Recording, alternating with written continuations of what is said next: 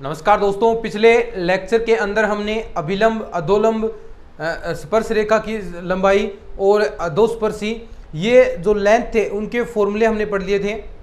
आज की इस लेक्चर के अंदर इसमें बनने वाले important questions, most important question हैं, एग्जाम्स के अंदर पूछे जाते हैं, तो उन क्वेश्चंस के बारे में बात करेंगे। सॉल्यूशन आपको बताऊंगा, कुछ आपको प्रैक्टिस के लिए भी क्वेश्चन देने वाला हूं। फिर ये अपना पूरा ये कंप्लीट हो जाएगा। कौन सा अवकलन के अनुप्रयोग, एक पार्ट आपका कंप्लीट हो गया है स्पर्श रेखा अभिलंब वाला, उसके बाद एक दिशा आएगी, एक क्लास है या दो क्लास उसकी, वो कंप्लीट हो जाएगा। चलिए बढ़ते हैं, क्वेश्चन लिखते हैं। क्वेश्चन है, देखो आज का पहला क्वेश्चन कि वक्र दिया है आपको, वक्र y बराबर 1/2a e की power x upon a plus e की power minus x upon a के किसी बिंदु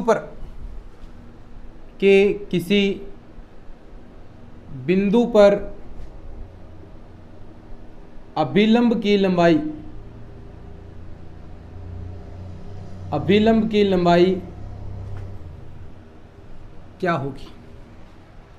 ठीक है, सिंपल सा है, कोई ज़्यादा हार्ड है नहीं। फॉर्मूला अगर याद है तो आप हर चीज़ कर पाओगे। अगर फॉर्मूले याद नहीं है भाई, तो इसमें ना तो मैं आपको सिखा सकता, ना चाहे किसी से पढ़ लेना, कोई नहीं सिखा पाएगा। ठीक है, देखो अभिलंब की लंबाई का फॉर्मूला क्या होता है, पहले ये फॉर्मूला ही आपको याद रखना है।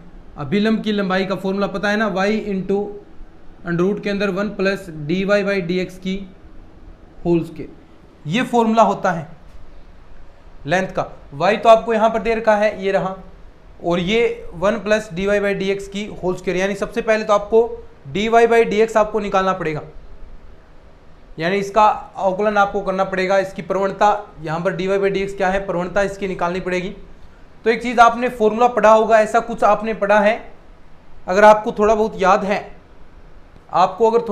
है, आपने फॉर्मूला पढ़ा है ऐसा कि y बराबर, अगर ये 1/2 इधर हो, e की power x upon a plus e की power minus x upon a upon में 2 हो, तो ये किसके इक्वल होगा, ये अगर आपने फॉर्मूला पढ़ा है तो कोस हाइपरबोलिक x, ऐसा फॉर्मूला आपने पढ़ा है। एक साइन हाइपरबोलिक x का होता है, अगर यहाँ पर माइनस होता है तो यहाँ पर जो एंगल है उस हिसाब से आपका हो जाएगा, यानी एंगल क्या है, y बराबर a angle x upon a, तो cos hyperbolic x upon a।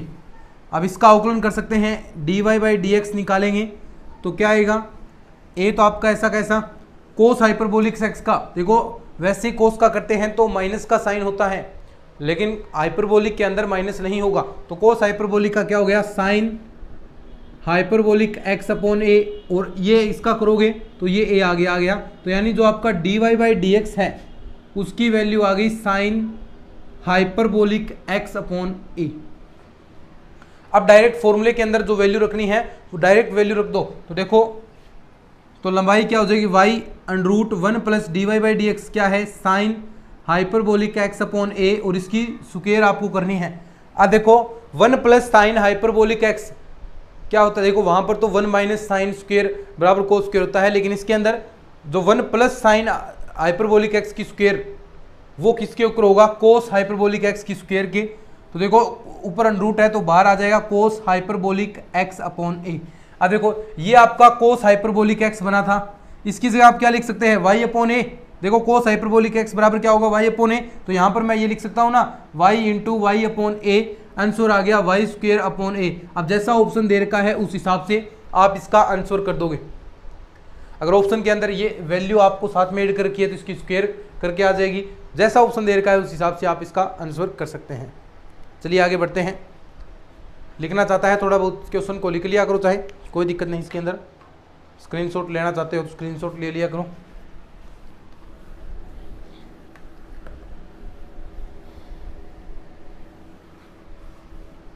देखो नेक्स्ट क्वेश्चन सिंपल क्वेश्चन है, ज़्यादा हार्ड नहीं आएंगे, बड़ा ही आसान सा टॉपिक है ये, और एक दो क्वेश्चन आपके आराम से इसके अंदर आएंगे और आप अच्छे से क्लियर कर भी पाओगे। थीटा प्लस साइन थीटा, और y बराबर दिया है आपको a 1 माइनस का कोस थीटा, के बिंदु थीटा बराबर π/2 पर, के बिंदु थीटा बराबर π/2 पर अभिलंब की लंबाई ज्ञात करो।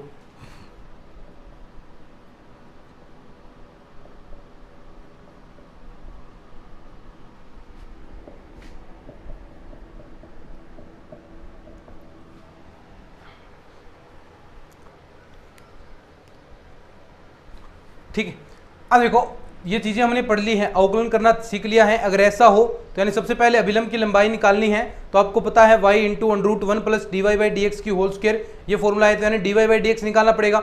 और इसमें आप dy/dx कैसे निकाल सकते हैं, किस रूप में, ये प्राचलिक समीकरण है, तो यहाँ से dy/dx क्या होगा, देखो फटाफट करेंगे, क्या dy/d थीटा यानी इसका थीटा के सापेक्ष अपॉन में dy/dx।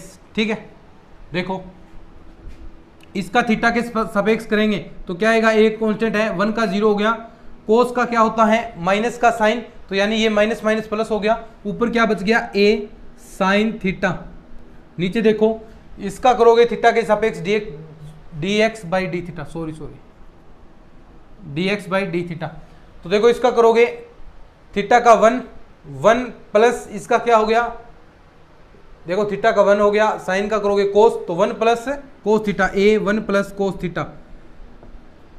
ऐसे आपको पता है साइन थीटा को क्या लिख सकते हैं, साइन 2 थीटा वाला फॉर्मूला क्या होगा, 2 साइन एंगल थीटा है तो थीटा/2 कोस थीटा/2 अपॉन में 1 प्लस कोस थीटा को क्या लिख सकते हैं, 2 कोस स्क्वायर थीटा/2। ये फॉर्मूले याद होने चाहिए, एक कोस से एक कोस, ये क्या बन गया tan थीटा/2, तो यानी dy/dx की वैल्यू क्या आ गई आपके पास, tan थीटा/2, और ये वैल्यू निकालनी किस पर है, थीटा/π/2, यानी अब थीटा की जगह यहाँ पर अपन π/2 रखेंगे, तो dy/dx कहाँ पर, थीटा बराबर π/2 पर, तो देखो क्या आएगा, tan थीटा/2, थीटा की जगह π/2 रखेंगे, नीचे 2 का भाग यानी थीटा टोटल क्या हो गया, 2 का भाग साथ में देना है, तो π/4 tan π/4 की वैल्यू कितनी होती है 1, तो यानी जो आपका dy/dx है वो आ गया 1।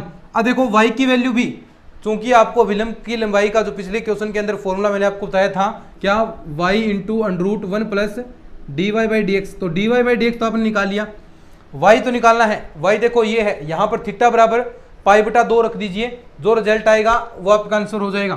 तो देखो y a 1 माइनस का कोस 90 की वैल्यू कितनी होती है, कोस 90 0 डिग्री, तो ये क्या बच गया आपके पास, y बराबर a। अब ये सारी चीजें हैं वो अपन फॉर्मूले के अंदर पुट कर देंगे, y की वैल्यू a आ गई, अब डायरेक्ट अपन फॉर्मूले के अंदर पुट कर सकते हैं। तो फॉर्मूले के अंदर देखो क्या आएगा, अभिलंब की लंबाई क्या आ जाएगी, अभिलंब की लंबाई क्या होगी, देखो y की जगह a आ गया, अंडर के अंदर 1 प्लस, देखो यहाँ पर जो dy/dx कितनी थी 1, तो यानी 1 की स्क्वायर 1 ही हो गया, तो ये क्या आ गया √2a, ये आपका आंसर हो जाएगा। देख लो, समझ गए ना बात को, लिख लो इसको, फिर आगे बढ़ते हैं। क्वेश्चन बड़े जबरदस्त लेकर आया हूँ दोस्तों आपके लिए, ऐसे ही क्वेश्चन पूछे जाएंगे एग्जाम के अंदर, तो इनको थोड़ा बहुत अच्छे से निकाल लेना भाई, लिख लो, फिर आगे बढ़ते हैं।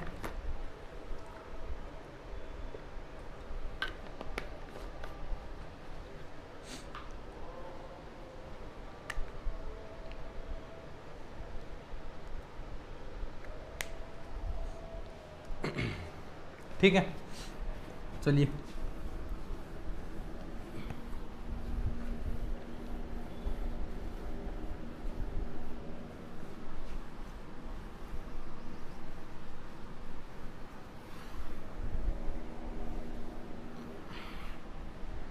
क्वेश्चन है आगे, एक वक्र के किसी बिंदु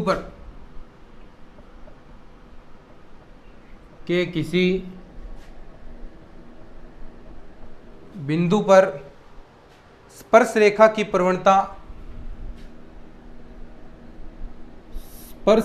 की प्रवणता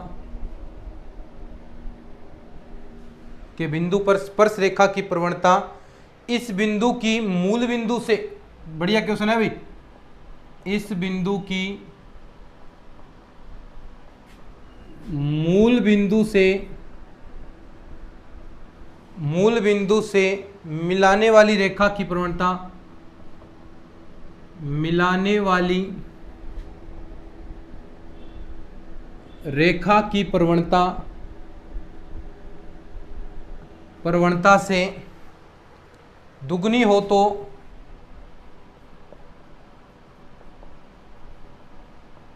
वह वक्र होगा।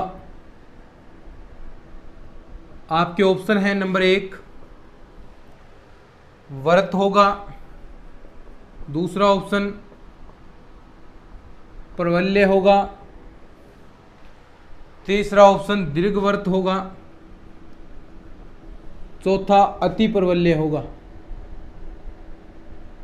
ठीक है, अब देखो ध्यान से, कहा है कि एक वक्र के किसी बिंदु पर स्पर्श रेखा की प्रवणता क्या होगी, dy बाई dx बराबर होगी इस बिंदु की मूल बिंदु से मिलाने वाली रेखा की प्रवणता से।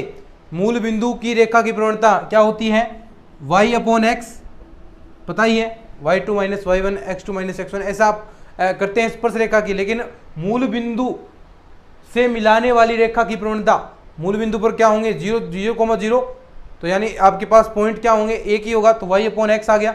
ठीक है, यानी एक y हो गया, मूल बिंदु पर दोनों बिंदु 0 हैं, तो ये आपके पास y अपॉन एक्स आ गया।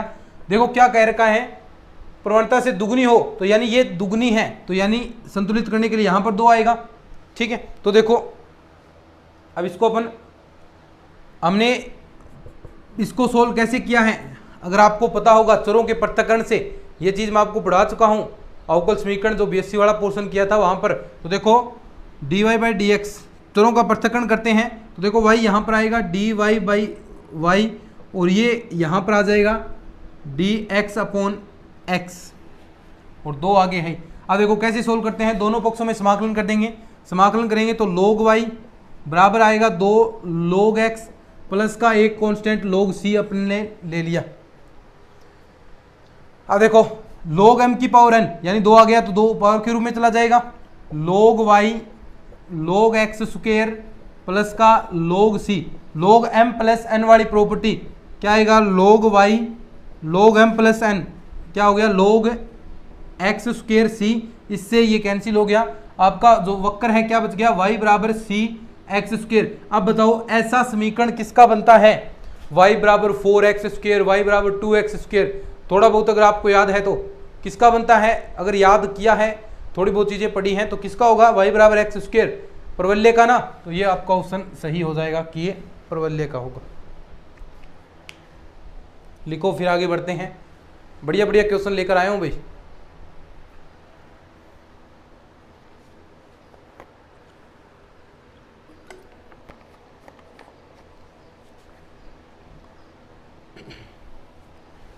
एक और आगे बढ़िया क्वेश्चन आ रहा है,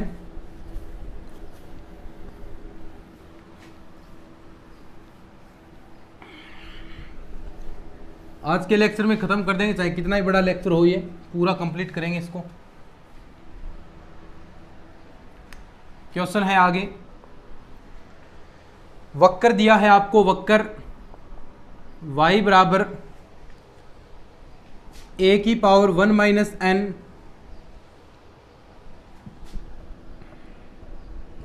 n के किसी बिंदु पर अधोलंब अचर हो तो, के किसी बिंदु पर अधोलंब अचर हो तो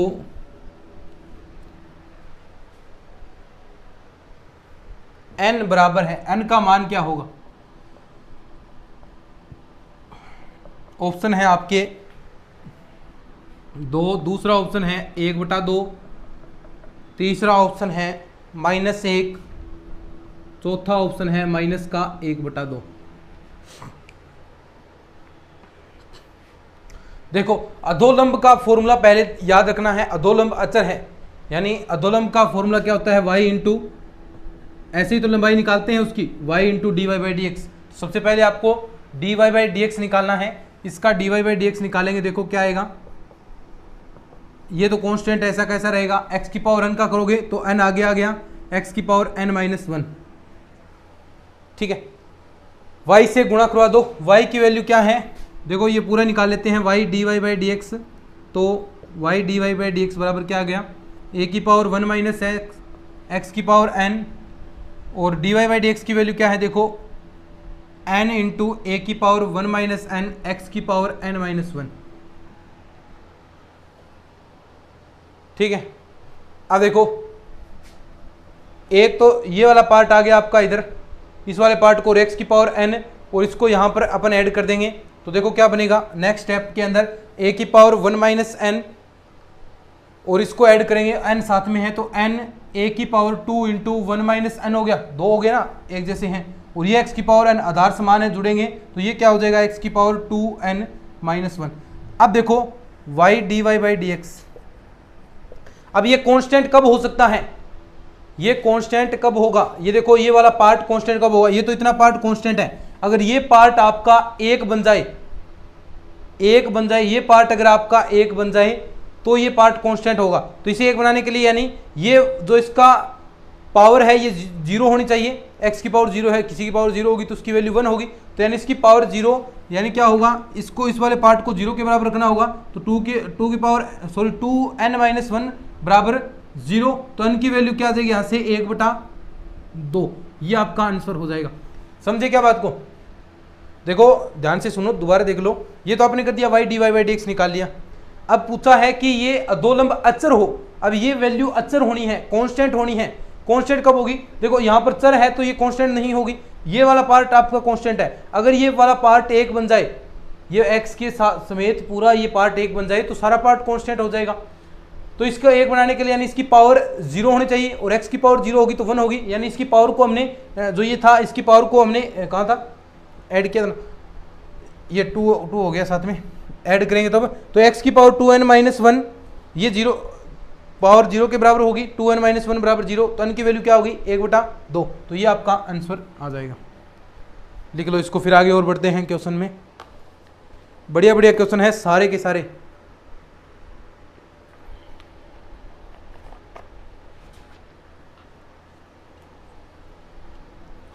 सारे के सारे बढ़िया क्वेश्चन है भाई, लिख लो आप थोड़ा सा, इसके नोट्स आपको टेलीग्राम चैनल पर मिल जाएंगे, वहाँ से भी आप नोट्स डाउनलोड कर सकते हैं।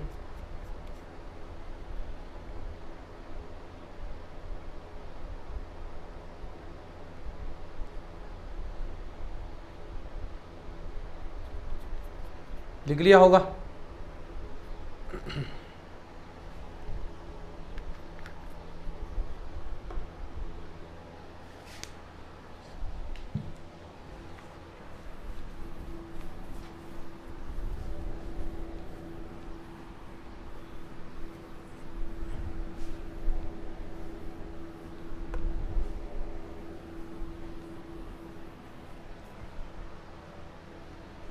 क्वेश्चन है देखो, वक्र y बराबर आपको दिया है x log x,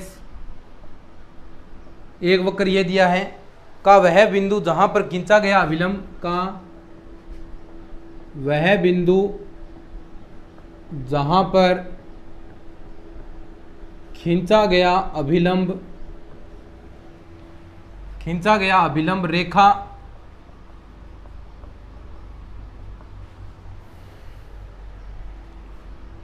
to x minus 2y बराबर 3 के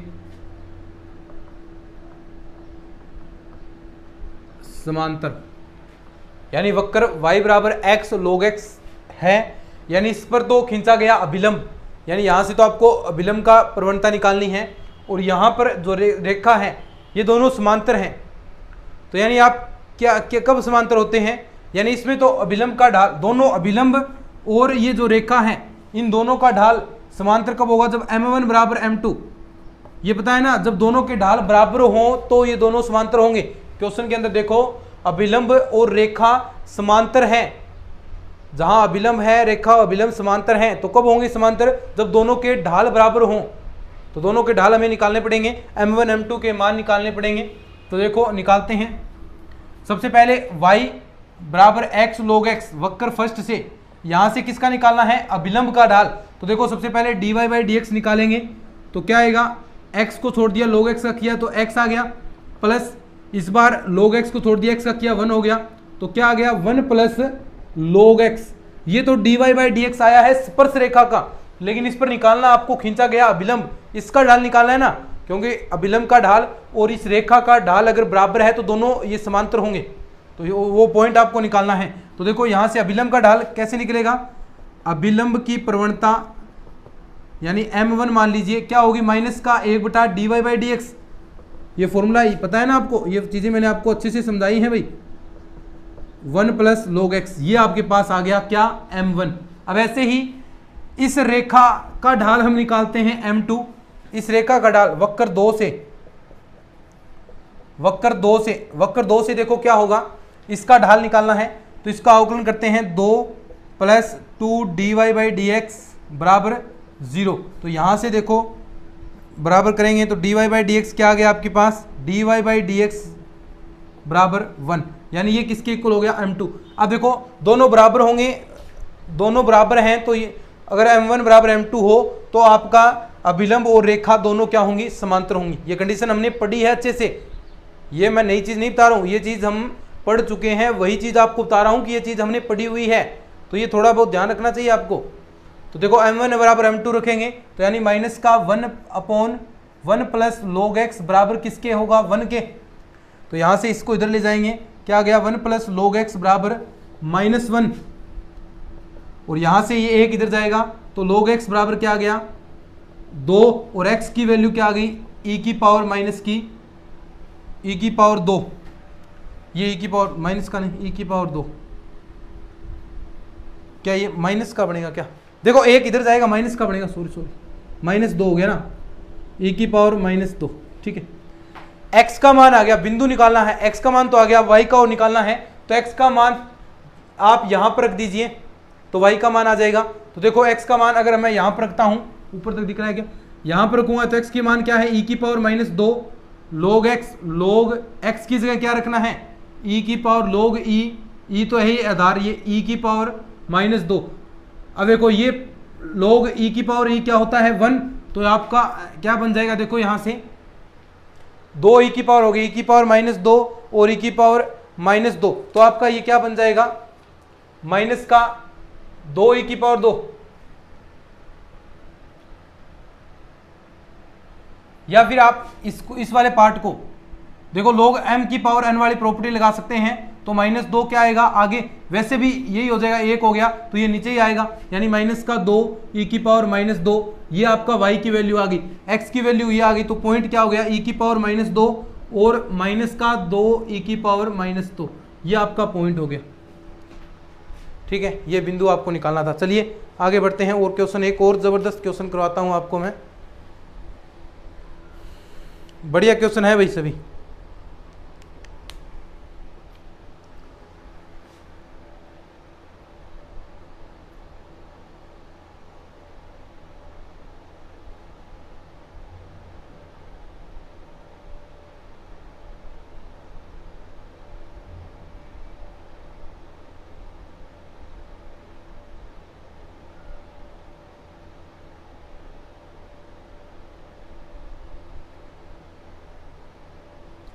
ठीक है, चलिए आगे बढ़ते हैं।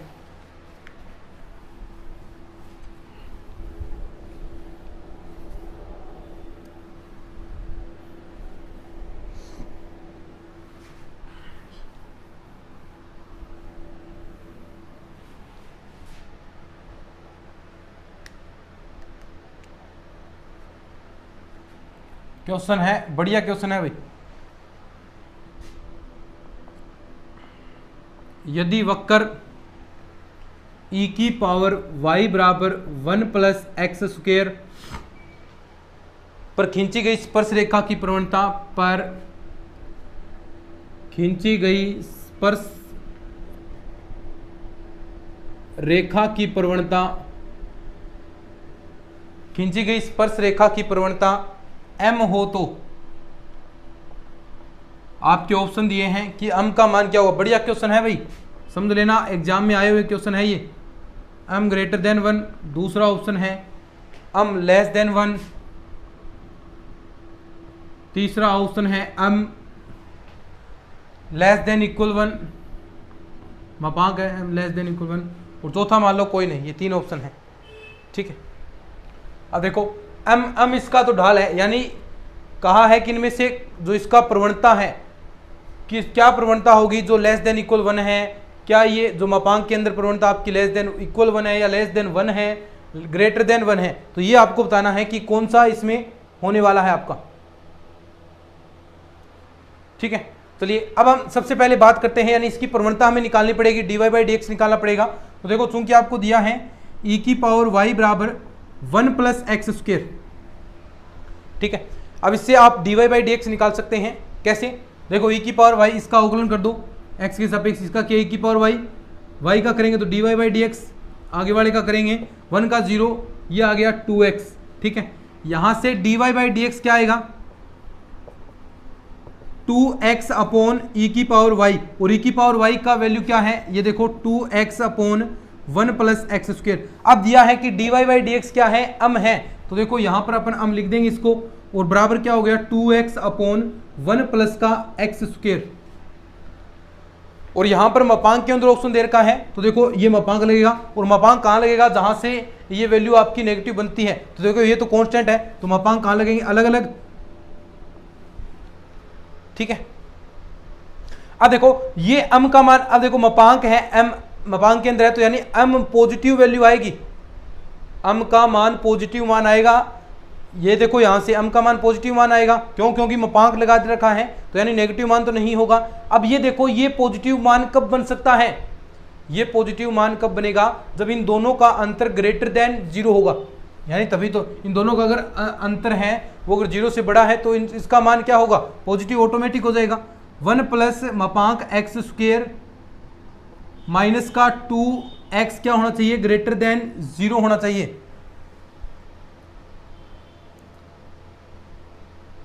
अगर मैं इसको इधर ले जाऊं तो क्या हो गया, देखो 1 + मापांक x² ग्रेटर देन इक्वल 2 मापांक x, ठीक है।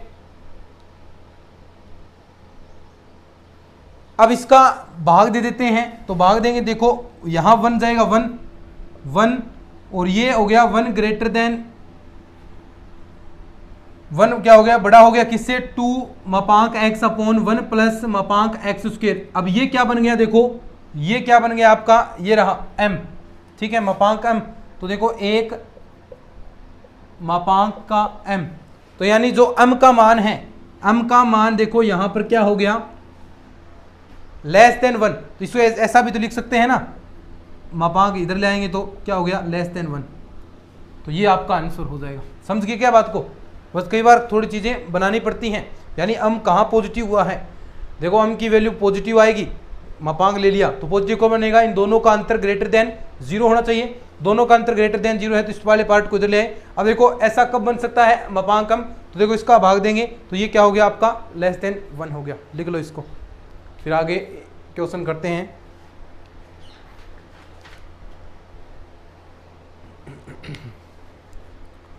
लिख लो अच्छे से,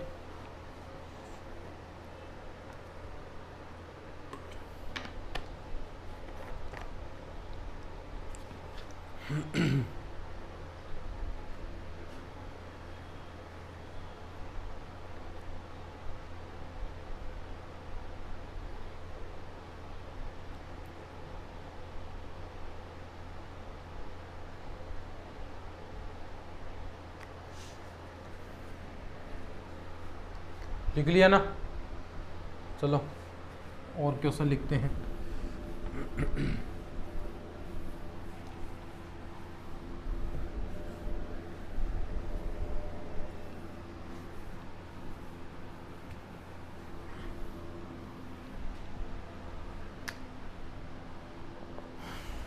क्वेश्चन है देखो,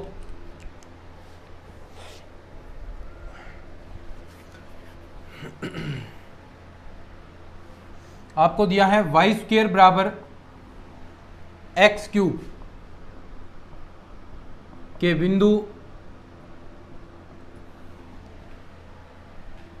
ये स्मॉल है, small m square small m cube पर स्पर्श रेखा, इस पर तो स्पर्श रेखा, ठीक है, स्पर्श रेखा, इस पर स्पर्श रेखा बिंदु, दूसरा बिंदु दिया है, इस बार कैपिटल है एम स्क्वायर कैपिटल एम है, ये एम क्यूब पर अभिलंब के बराबर है, पर अभिलंब के बराबर है, तब आपको देखिए क्या पूछा है, तब स्मॉल एम, देखो small m into capital M बराबर है,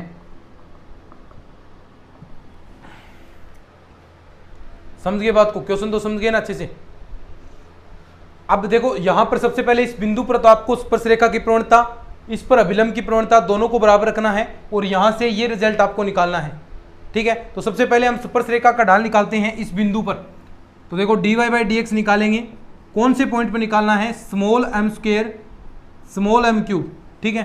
तो देखो यहां से आप अवकलन करेंगे, यानी इस बिंदु पर निकालना है तो इसका अवकलन करेंगे, तो देखो क्या आएगा 2y dy by d x बराबर 3x स्क्वायर, इसके अंदर भाग देंगे अपन, dy बाई डी एक्स क्या आ जाएगा 3/2x स्क्वायर अपॉन y। अब देखो ये पॉइंट रख देते हैं, x की जगह तो रखना है m स्क्वायर रखेंगे तो m की पावर 4 हो गया, देखो यहाँ पर dy बाई डी एक्स की जगह पॉइंट रखेंगे, देखो क्या बनेगा dy by d x small m square m cube. अब देखो इसके अंदर ये हम पॉइंट रखेंगे तो क्या बन गया 3/2, तो ये है ही, x की जगह एम स्क्वायर रखना है तो एक्स स्क्वायर क्या बन गया m की पावर 4, नीचे देखो m क्यूब रखना है y की जगह तो y तो m क्यूब ही होगा, देखो यहाँ से इससे कट जाएगा, एक m बचेगा तो 3/2 स्मॉल m, ये स्मॉल m है, ठीक है, ये समीकरण नंबर 1 दे दो। ये तो आ गया आपका स्पर्श रेखा का ढाल। अब दूसरा अभिलंब का ढाल कैसे निकलेगा, अभिलंब का ढाल कैसे निकलता है, माइनस का 1/dy बाई डी एक्स, और पॉइंट भी दे रखा है, पॉइंट इस बिंदु पर एम स्क्वायर कैपिटल एम है ये एम क्यूब, ठीक है। तो यानी इसको 1/ कर देंगे माइनस लगाकर, तो 1/ करेंगे तो देखो क्या आएगा, यहां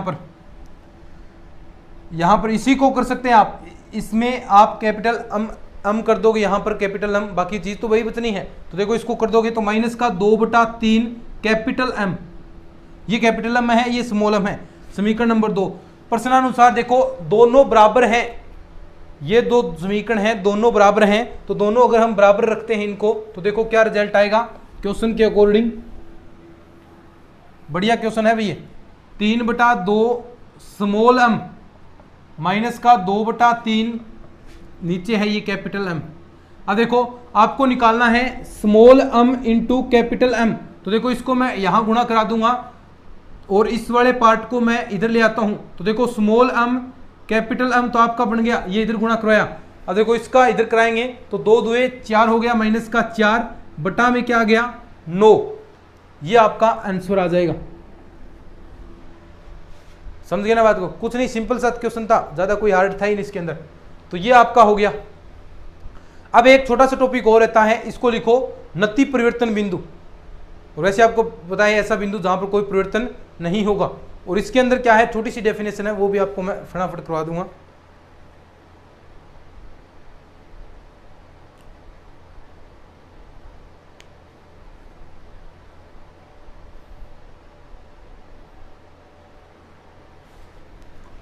बस छोटी सी डेफिनेशन याद रखनी है, ज़्यादा कोई इंपॉर्टेंट चीज़ नहीं है, लेकिन फिर भी थोड़ा बहुत देर का है तो लिख लेते हैं इसके अंदर।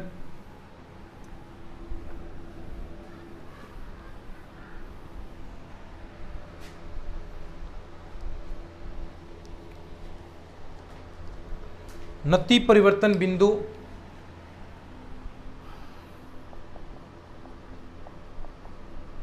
बस याद रखना है आपको, थोड़ा बहुत आना चाहिए, point of inflection, point of inflection, point of inflection, point of inflection, point of inflection, point of inflection, point of inflection, point of inflection, point of inflection, point of inflection,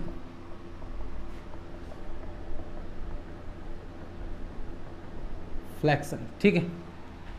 यानी कोई बिंदु P है, वो y बराबर fx जो वक्र दिया है, ये बिंदु P इसका नति परिवर्तन बिंदु कहलाएगा। बस डेफिनेशन है, याद रखना, नति परिवर्तन बिंदु कहलाएगा कब? जब आपका जो d square y upon d x square है ये तो जीरो हो, लेकिन अगर आप 3 बार अवकलन करोगे वो जीरो के बराबर ना हो।